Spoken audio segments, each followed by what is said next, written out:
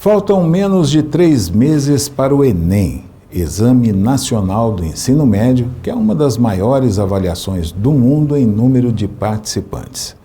Para os inscritos, esse é o período de intensificar os estudos para tentar obter melhores resultados.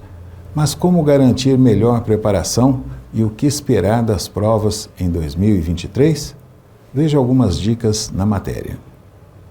Definição de matérias a serem estudadas, anotação de acertos e erros, fazer simulados e escrever muitos textos são itens que não podem faltar na preparação para o Enem, destaca o doutor em Educação Patrick Silva.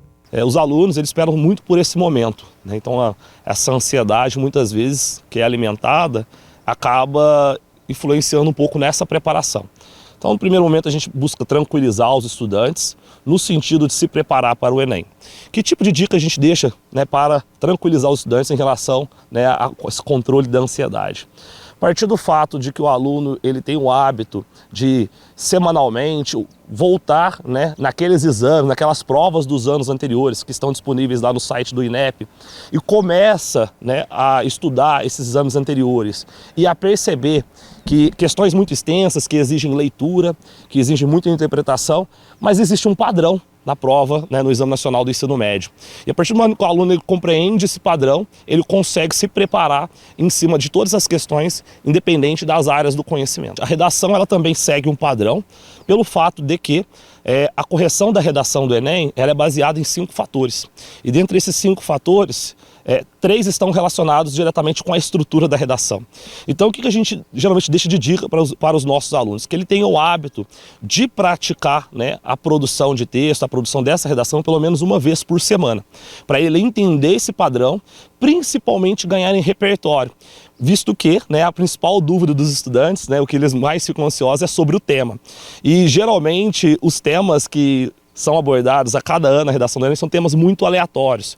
Então também estar relacionado, né, com as mídias, né, digitais, com o noticiário, com temas emergentes, principalmente temas que estão relacionados, né, ao cotidiano dos jovens.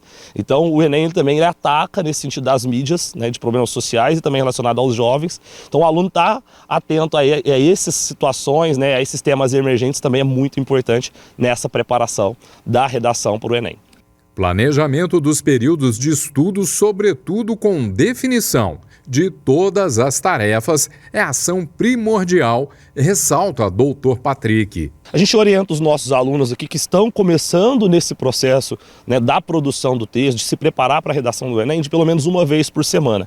Mas uma vez por semana na produção da redação. Porque os outros dias ele fica empenhado na leitura, né, de diferentes livros, de voltar, né, nos livros literários mais clássicos, aqueles que podem estar diretamente relacionados também, né, a ganhar em repertório na produção do texto, também voltar, né, nos livros de língua portuguesa para poder ganhar no repertório na escrita, na questão gramatical. Então são dicas que a gente deixa para os outros dias da semana, mas especialmente na produção, para quem está começando pelo menos uma vez por semana. É necessário, né, fazer um plano de estudos. Então, dentro da carga horária diária, o aluno separar, né, aquela carga horária específica, aquele horário específico do dia que ele vai estar destinado ao estudo. A gente sabe que o excesso, né, ele também muitas vezes ele não contribui, né, visto que o nosso cérebro ele tem uma capacidade de absorção, de assimilar as informações. Então chega um determinado momento que exceder essa carga horária, ela não contribui tanto, né, para esse processo de preparação. Então o planejamento é fundamental,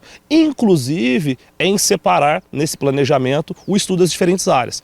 Então determinado horário eu vou focar mais nos temas relacionados às linguagens e códigos, outro horário, né, no plano de estudos, tais livros eu vou focar mais em ciências da natureza, tal horário ciências humanas, nesse plano de estudos eu vou focar mais em matemática e suas tecnologias, e tal horário eu vou focar mais na redação. Então esse planejamento ele é fundamental.